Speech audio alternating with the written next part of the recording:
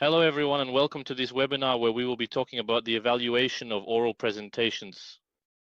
So just as a reminder, we organize webinars every Tuesday at 8:30 since April 29th, and this will continue until June 17th, with each webinar covering a different topic. So in the first two sessions, we really focused more on a pedagogical approach, discussing the different ways to use student evaluation as well as best practices for student evaluation. We showed the platform very little. The idea was really to talk only about pedagogy. And now, since May 13th, we've started addressing the evaluation of group members. We address one topic per webinar, where first we present the pedagogical approach of the format, and then we show how it can be implemented on the platform. So today the theme will be the evaluation of oral presentations. Maybe just a quick introduction for those who don't know us. So we are Challenge Me. We are a student-based assessment solution that allows students to evaluate each other, to conduct peer assessment. We also make it possible to include teacher assessment, to do co-assessment, and so on. So you can create your own scenario where you integrate both student and teacher assessment. We talk about assessment, but we can also talk about feedback, since we have many activities that are purely formative, not necessarily summative. We are integrated with the main LMS platforms, and today we work with business schools, engineering schools, and universities mainly in France, but also in Switzerland, Canada, and Belgium. Maybe just about myself, my name is Jean, and at Challenge Me, I am responsible for supporting teachers in using the platform. So if you have any technical or pedagogical questions about the different approaches we offer, please don't hesitate to contact me. So what are we going to cover in this webinar? First, we will look at the challenges of assessing oral presentations. So how does this type of format usually work, and what are the benefits of including peer assessment in these presentations?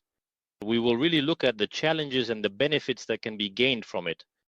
Then we will look at some examples of possible formats to see the different ways peer assessment can be integrated into these oral presentations. And then we will see that the formats can change depending on the objectives we want to achieve. Next, we will look at some examples of criteria to see what a rubric provided to students might look like. And finally, we will also go over a short checklist of the different elements to plan for when launching this type of assessment. And finally, we will see how to create this type of activity in Challenge Me step by step. The idea is not to show you that you need to be technical experts. It's simply to help you envision how to use Challenge Me if you are interested in this type of format. So we'll start with a short slide on the challenges of oral presentations. So it's true that usually in an oral presentation, we have students or groups presenting, and then the other students listen and may eventually ask questions at the end. So the risks we might encounter with this are a passive attitude among students, with their attention gradually decreasing as the presentations go on. At first, they might be attentive, but after that, it becomes a bit more difficult to maintain that attention. That's definitely one of the issues we can address.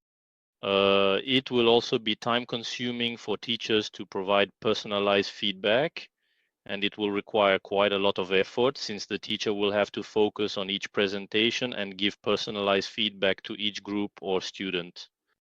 We might also see limited participation from the students. So there will be spontaneous participation, but not necessarily for every presentation. So we'll see that with peer assessment, this is something we can also address. And then, as a characteristic of oral presentations, it's true that we'll be able to evaluate oral expression, so more the form. This could include the voice, posture, rhythm, and engagement, but we can also ask students to evaluate the content, meaning the different concepts that need to be addressed during these presentations, really focusing on what has been produced and what is being presented by the students. For this type of format, it's true that generally it's only the teacher who evaluates in this way. So it's true that the value of peer assessment is that it brings in evaluation by the students themselves, providing a different perspective. So here are the benefits that we can identify, and we'll find them at 3 levels: for the students who evaluate, for the students who present, and for the teachers. So for the students who evaluate, the advantage is that they will be more attentive during the presentations, since they will be required to assess them according to the criteria defined by the teacher. So we'll look later at the types of criteria you can offer them. It will also teach them how to give constructive feedback. So it will train them in the skill of providing feedback that is relevant. For this, you can also show them some examples of feedback, good examples as well as examples of what not to do. This will help them strengthen their critical thinking skills. And as we mentioned, even the more reserved students can participate. If we have students who are quite shy and usually don't dare to give oral feedback, with peer assessment, we can still ask them to share their opinions and allow them to provide constructive feedback. For those who are presenting, this will allow them to gather all the different feedback they receive and understand how to improve their presentation, whether in terms of content or delivery. So if they have other presentations later on, they will be able to review the various comments they received again. On their side, it will teach them how to receive feedback. Just as the students who are evaluating learn how to give feedback, they will be able to learn how to receive feedback and take it into account if they feel it is relevant. And for the teachers, it will allow them to better understand the audience's perception of those who are presenting. So to see the different criteria that were evaluated by those who are listening and to check whether that matches the perception the teachers themselves had.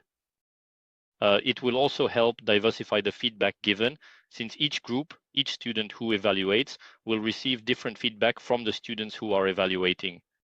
And so to put all of this into perspective with the teacher's approach. So we can see that there are real benefits on several levels for the evaluators, for those presenting, and also for the teacher.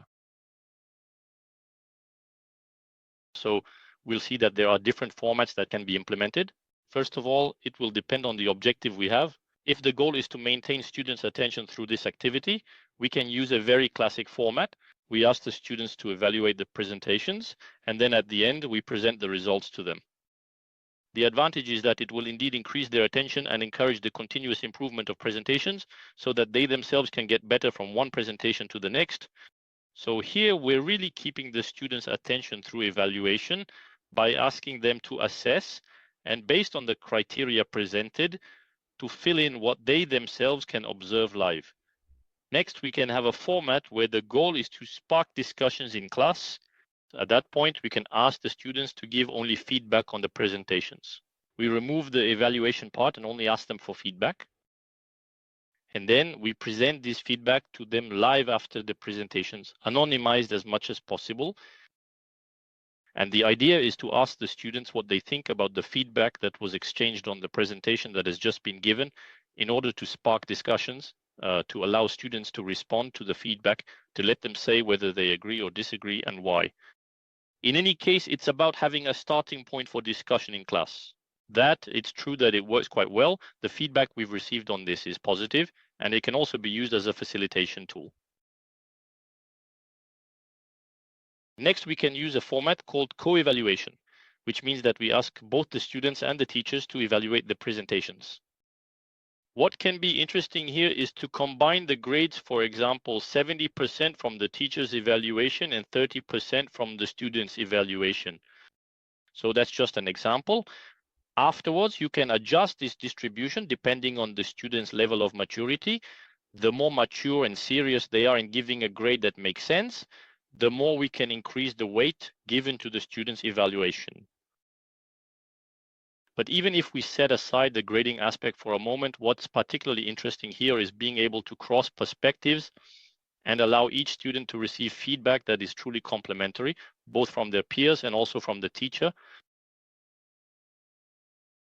And then we can also have an asynchronous format with video submissions.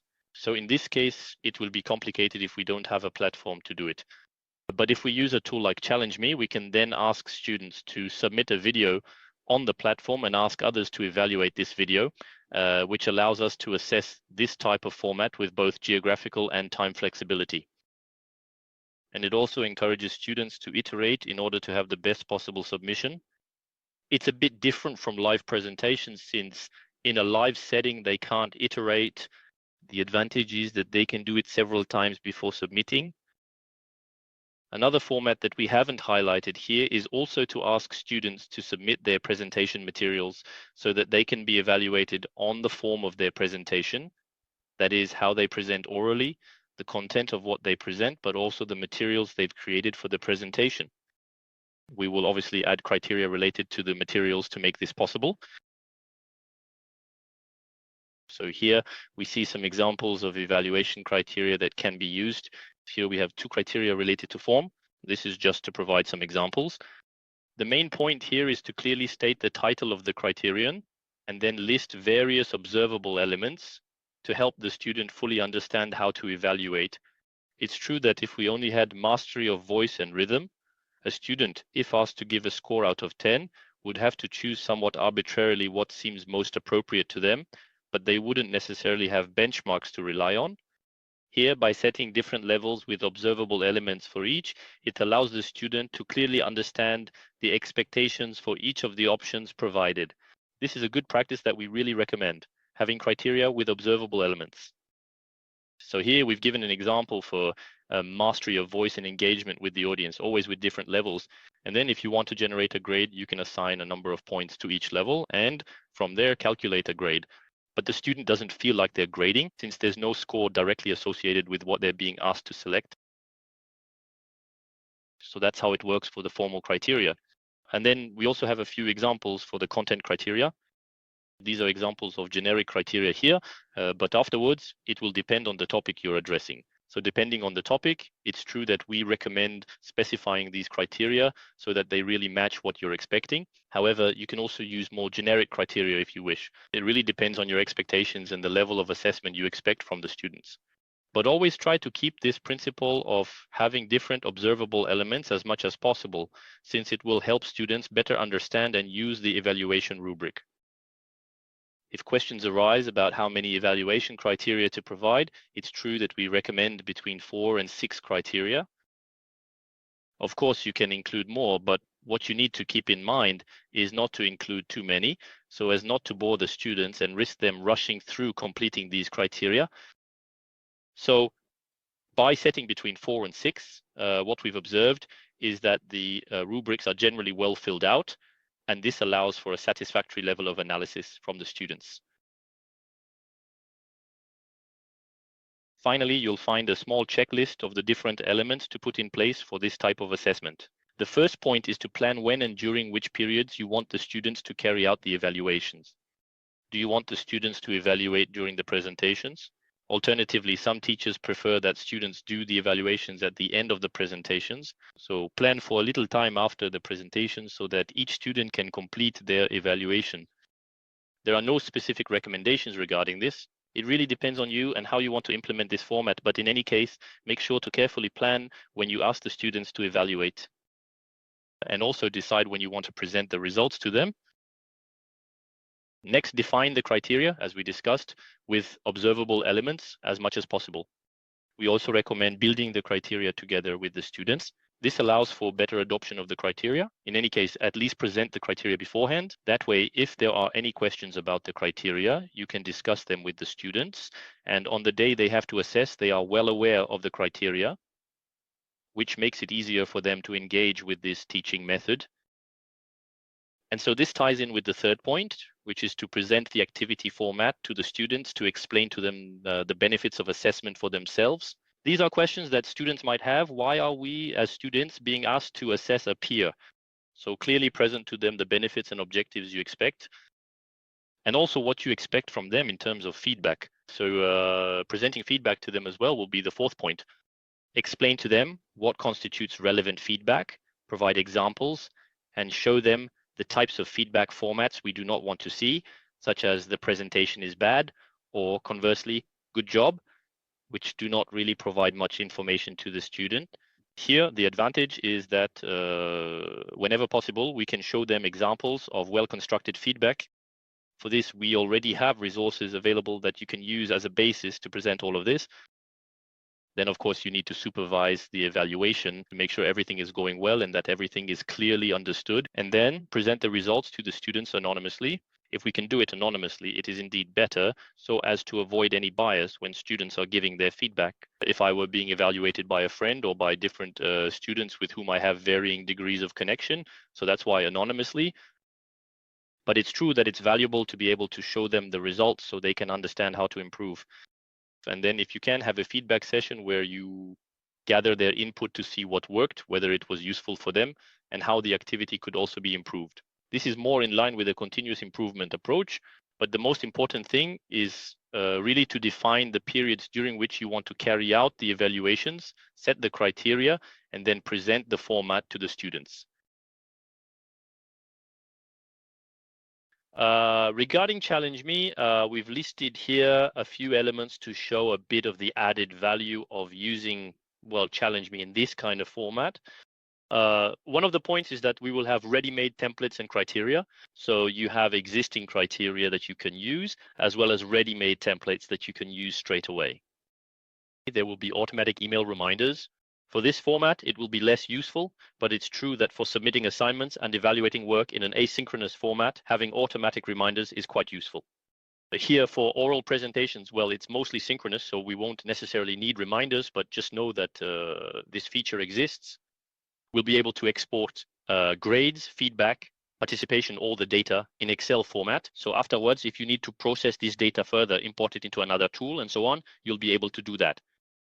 You can calculate the grade directly in Challenge Me if you want to weight the student evaluation and the teacher evaluation. All of this is possible directly in Challenge Me without having to process it afterwards. We have a support team, which includes myself and Florent, who are here to help you with any questions, whether technical or pedagogical, and especially to advise you on best practices for the format you want to implement. And we also have an AI assistant that you can activate if you wish to enhance the student experience. It will be presented in the form of an AI coach. So the student will be able to call on this coach to help them construct relevant feedback, to summarize the results they've received from the various assessments.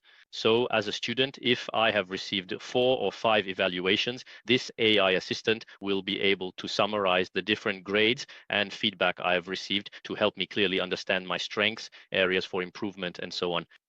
And afterwards, we have resources and guides to support you. So that was a brief, this little slide about Challenge Me. Well, now I'm going to show you, well, how it actually works on the platform. Here we go. So I'm going to present my screen. There you go. You should now be able to see my screen. And so the interfaces I'm going to show you are, these will be the interfaces for creating a challenge. This is what will be released by the end of the school year normally. So if you use Challenge Me right now, it won't look exactly like this, even though you'll still find the main features. The version I'm about to show you now is what will be released in a few days or weeks, depending on when we deploy it.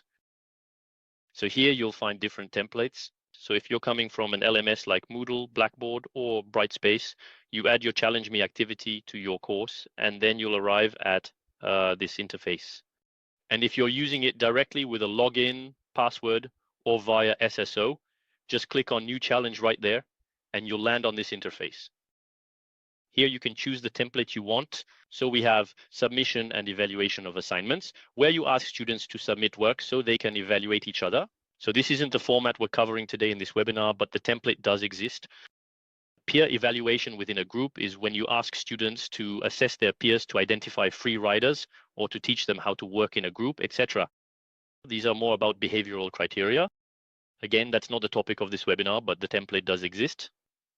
And then we have the in-class presentation evaluation model, where there's no submission of the presentation. Here you're asked to evaluate the students directly in class. So this is the model we'll be able to use for our topic in this webinar.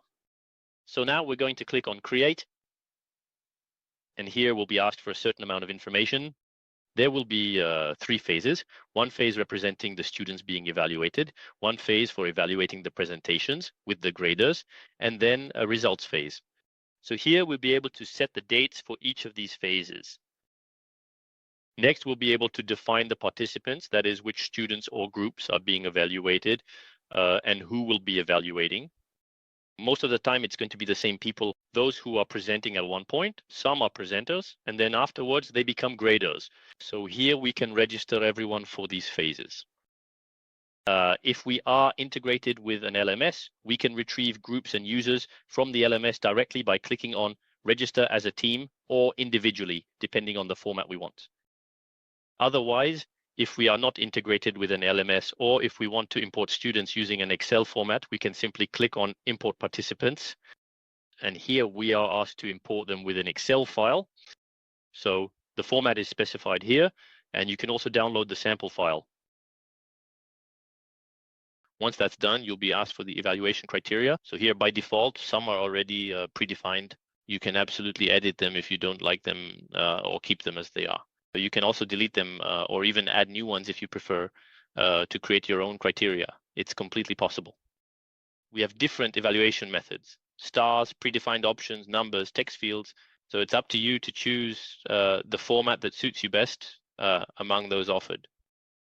And then you can also choose criteria from among the predefined options. Now, I'm on the development platform, so I don't have criteria that are very representative, but in any case, we have a database of criteria that allows you to select the ones you're interested in from the database. And we can also add feedback fields, as is the case here. So here you click on new criterion, and then you have the text field, and there you add your criterion in text form. Well, what will ultimately be a criterion with just a question and a feedback field? Once that's done, you click, so you go to the final step, and there you can, publish the challenge. It will then be available to students according to the dates specified in the scheduling. You can also see what it looks like from the student side. So here I click on preview, and I can see, what a student will be able to see. So here I am. I am in the place of a student who has to evaluate 3 presentations. So here I have 3 tabs, and then on the right I have the different criteria that have been defined with the feedback fields, etc., which I can fill in, and then the criteria in the form of a scale from 1 to 10 stars. This allows me, there you go, to really see what the student will have access to before I launch my challenge. And then afterwards, if I want a slightly more advanced configuration, I can go into an advanced settings section here, which will allow me to fill in other elements. Well, the title of the challenge, the summary. I can also add instructions, either for the evaluation phase or for the results phase. There are predefined options available with guides on how to give relevant feedback, etc. The participants, as we've seen, the criteria, as we've seen. We can also have options to specify what we want to show students in terms of results, to indicate whether we want to assign a grade, and if so, out of how much. So there you go. We have quite a few options at this level. So the idea is really to first offer a very simple interface to quickly launch your activity. But if there are specific needs where you need to go a bit further in the settings, well, that's absolutely possible too. And we also have an assistant, the AI assistant, which, if you have this option, allows you, for example, to add during the results phase an assistant to summarize the evaluations and feedback received for each student. Or you can add feedback assistance during the evaluation phase. So all of this can be configured here. And then you can go to the activity tracking to see whether each student has completed the evaluations required of them. You can also view the details for each student, including the scores they have received.